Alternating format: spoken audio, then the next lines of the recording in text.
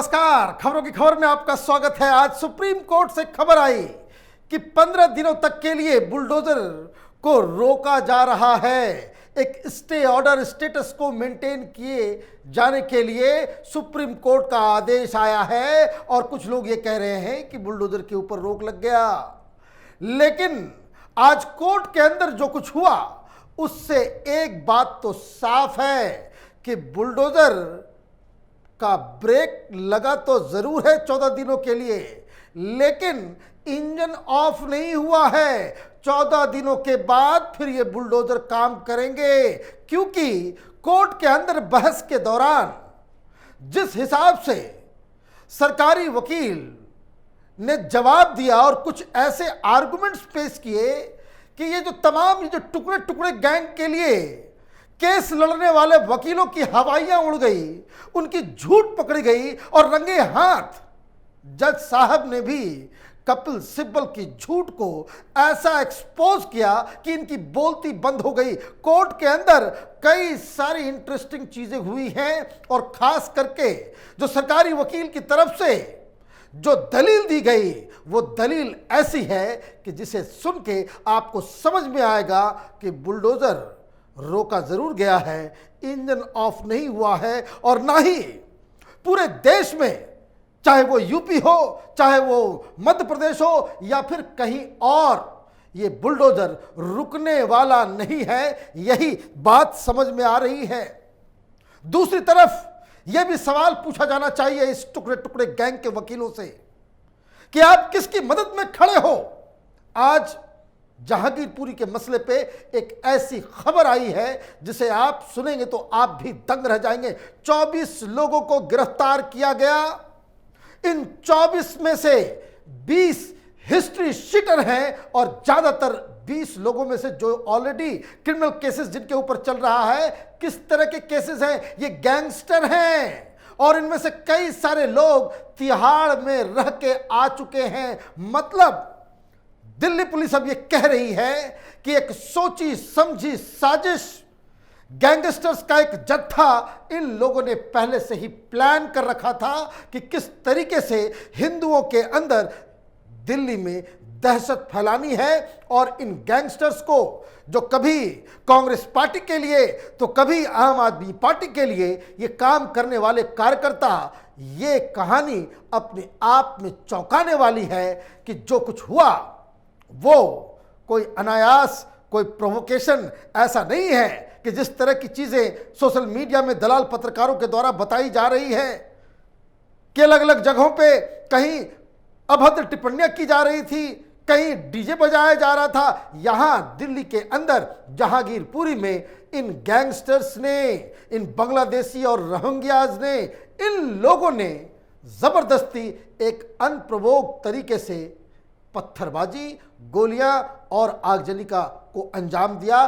तो ये भी एक मसला है कि और इनके साथ जो लोग खड़े हैं, जो पॉलिटिकल लीडर्स, चाहे वो केजरीवाल हो, चाहे वो ओवैसी हो, चाहे वो राहुल गांधी हो, चाहे वो बृंदा करात हो, जो तमाम लीडर्स जो इनके लिए छाती पीट रहे हैं, उनसे सीधे सीधे ये सवाल पूछा जाना चाहिए, क्या तुम इस देश के अंदर में राजनीति इसलिए करते हो कि तुमको गैंगस्टर्स के साथ खड़े होना है?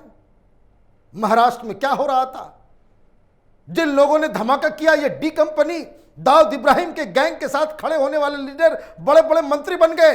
क्या दिल्ली में भी वही हाल होना है कि आप गैंगस्टर्स को पॉलिटिकल सहारा देकर के, पॉलिटिकल प्रोटेक्शन देकर के आप दिल्ली को एक गैंग वॉर का, एक गैंगस्टर्स की हुकूमत यहां पे चलवाना चाहते हो? बहुत सारे सवाल इस जहांगीरपुरी के केस से जो है वो सामने आ रहे हैं। लेकिन कोर्ट में तो आज गजब हुआ।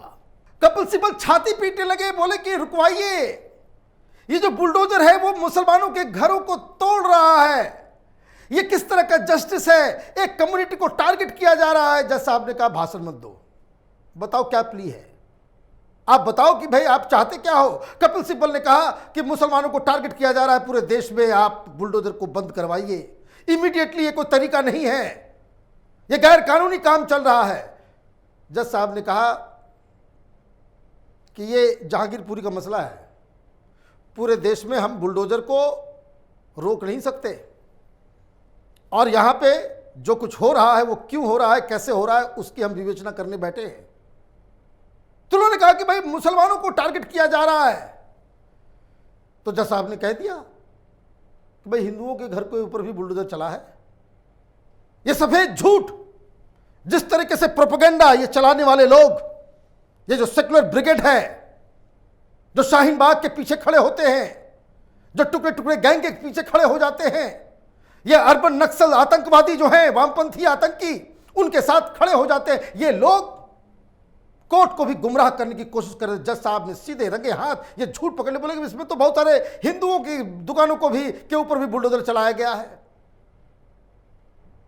तो दुबक गए ये कपिल सिब्बल। उन्होंने कहा कि हमें नहीं मालूम कब हुआ, ये बताइए। फिर उसके बाद दूसरा नंबर आता है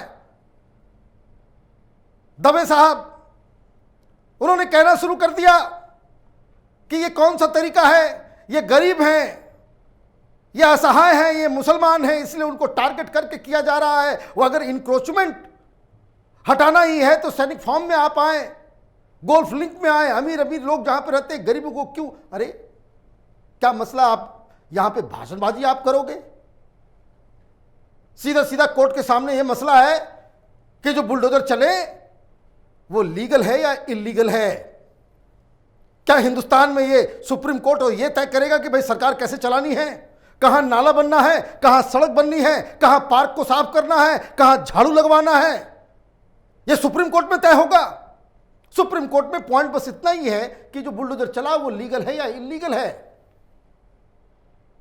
बृंदकरात के वकील सामने आ गए। उन्होंने कहा कि माय लॉर्ड, बहुत बड़ा अन्याय हुआ है। आपने आदेश दिया, आपके आदेश के अवहेलना हुई है। आदेश के बाद भी बुलडोजर चल रहा था। मस्जिद को जानबूझ के टारगेट किया गया, मजार को उड़ा दिया गया। जज साहब ने कहा कि वो देखेंगे, सब लोग एफिडेविट जमा करो, कब क्या कैसे हुआ। इन लोगों की तरफ से आर्गुमेंट यह था कि देखिए, इन लोगों को मालूम था कि हम लोग 10 बजे कोर्ट में मूव करने वाले हैं और इसलिए डेमोलिशन का काम 8 बजे ही शुरू कर दिया इन लोगों ने, उनको जानकारी होते हुए भी। अरे भाई, काम तो काम है, काम तो काम है। आप 10 बजे जाएंगे, काम शुरू हो गया 6 बजे 8 बजे, क्या दिक्कत है इसमें? लेकिन उन्होंने कहा कि 10:30 बजे आपका आदेश आया, लेकिन ये जो 12:30 बजे तक चलता रहा। अब ये देखा जाएगा कि भाई आपने आदेश तो दे दिया, आदेश की कागज कब गई, किसके पास कब आया, कब किसको आदेश गया, इसका एफिडेविट देंगे। उसके बाद ये तय हुआ कि भाई ये बुलडोजर जो है उसमें सुप्रीम कोर्ट के आदेश की अवहेलना हुई है या नहीं हुई है। लेकिन ये मैटर अलग है। प्राइम सवाल यही है कि क्या ये इलीगल तरीके से बुलडोजर चलाया गया या लीगल तरीके से चलाया गया। दूसरा सवाल जो ये लोग पूछ रहे हैं कि क्या सिर्फ मुसलमानों को टारगेट किया गया या सबके ऊपर ये टारगेट किया गया। तो इसके सवालों के ऊपर तब हिंदुस्तान के जो सॉलिसिटर जनरल हैं तुषार मेहता, वो सामने आए और उन्होंने कहा कि माय लॉर्ड, ये तो यहाँ यही होगा, ये जमीयत उलमाए हिंद टाइप के जो ऑर्गेनाइजेशन है वो कूद के आ जाते हैं, तो यही सब उल्टा पुल्टा होता है। उन्होंने क्या कहा कोर्ट के अंदर, जिससे सारा मसला जिसको कह सकते हैं पलट गया। उन्होंने कहा, this is what happens when organizations like Jamiyat comes here suddenly. I will show you instances when notice is not required and illegal structures were given the notice. Traders have moved High Court last year and High Court had itself ordered demolition. दूध का दूध, पानी का पानी, खत्म कहानी। तुषार मेहता ने साफ साफ कहा कि मैं भी आपको बताऊंगा, ये सब प्रोपेगेंडा, ये सब तमाशा जो हो रहा है कि किस तरह के अधिकार म्युनिसिपल बॉडीज को हैं और कब कब इनको नोटिस भेजा गया। पहले भी नोटिस भेजा गया और इतना ही नहीं, नोटिस तो गया ही और रिमाइंडर भी गया।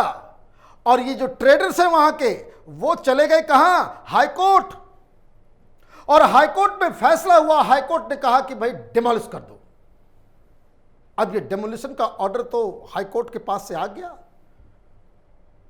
और तुषार मेहता कर रहे हैं, सॉलिसिटर जनरल अगर ये बात कह रहे हैं तो उनके पास अब ये एफिडेविट में ये सारे कागजात आ जाएंगे, और अगर हाईकोर्ट का ऑर्डर है तो फिर ये कुछ नहीं कर पाएंगे, फिर तो यही होगा। आगे उन्होंने क्या कहा कि addressing the argument that a certain community was being targeted through these demolitions drive, as G. Mehta pointed out that during demolition drive held in Khargone, Madhya Pradesh last year, 88 affected parties were Hindus and only 26 were Muslims. एक साल का data उन्होंने रख दिया कि जहां जहां demolition हुआ है 88 हिंदू परिवारों के ऊपर हुआ और सिर्फ 26 मुस्लिम परिवारों के ऊपर ये बुलडोजर चला है। और ये कपिल सिब्बल ये बोल रहे हैं कि माय लॉर्ड बुलडोजर को रुकवाइए, बुलडोजर से ही दिक्कत है। ये योगी आदित्यनाथ ने जो बुलडोजर चलाया, उन्होंने कहा भाई बुलडोजर क्यों चलवा रहे हैं, ये बुलडोजर इलीगल तरीके से बड़ा दहशत मचा हुआ है। तो जज साहब ने कहा कि भाई इंक्रोचमेंट कैसे हटाया जाएगा, बोले लेकिन इस तरह से बुलडोजर चलेगा तो बहुत ही खराब लग रहा है, मुसलमानों को टारगेट किया जा रहा है। तो जज साहब ने भी मजा ले लिया, उन्होंने कहा कि भाई इंक्रोचमेंट हटाने के तो बुलडोजर का ही इस्तेमाल होगा, आप कुछ और बात कीजिए। मतलब अब सुप्रीम कोर्ट ने कहा कि 14 दिन का वक्त है, और जितनी भी पार्टीज हैं, चाहे वो म्यूनिसिपल बॉडीज हो, चाहे वो जिनका घर टूटा है, जिनको दिक्कत है, जमीयत है, जितने पार्टी हैं इसके अंदर, ये सब अपना एफिडेविट जमा करेंगे, सब अपने पॉइंट्स को रखेंगे, उसके बाद फैसला होगा। लेकिन फैसला क्या होगा? अगर हाईकोर्ट ने पहले ही आदेश दे रखा है, अगर ये लोग पहले ही हाईकोर्ट जा चुके हैं जहां उनको डेमोलिशन का आदेश दिया जा चुका है, तब तो कोई दिक्कत ही नहीं है। लेकिन इसके अलावा भी एक और बहुत ही इंपॉर्टेंट पॉइंट है कि जो म्युनिसिपल बॉडीज हैं उनके भी अपने अधिकार हैं। कई जगहों पे बिना नोटिस के भी वो बुलडोजर चला सकते हैं। ये अधिकार संविधान और देश के कानून के द्वारा इन म्युनिसिपल बॉडीज को दिया गया है। और इसलिए जो तथ्य सामने नजर आ रहे हैं उससे तो यही लग रहा है कि बुलडोजर रुकेगा नहीं। बुलडोजर का विरोध इसलिए हो रहा है कि बुलडोजर एक राजनीतिक हथियार बन गया है, जिसे योगी आदित्यनाथ ने चलाकर पूरी यूपी में अपनी धाक पैदा कर ली है। देखना यह है कि बुलडोजर को का विरोध करने वाले लोग उसे देश की जनता उनके ऊपर, उनकी पार्टी के ऊपर चुनाव के दौरान कैसे बुलडोजर चलाती है, यही पूरा मसला है। आप देखते रहिए कैपिटल टीवी। हमारे वीडियोस को लाइक कीजिए, शेयर कीजिए और हमारे चैनल को सब्सक्राइब कीजिए। धन्यवाद।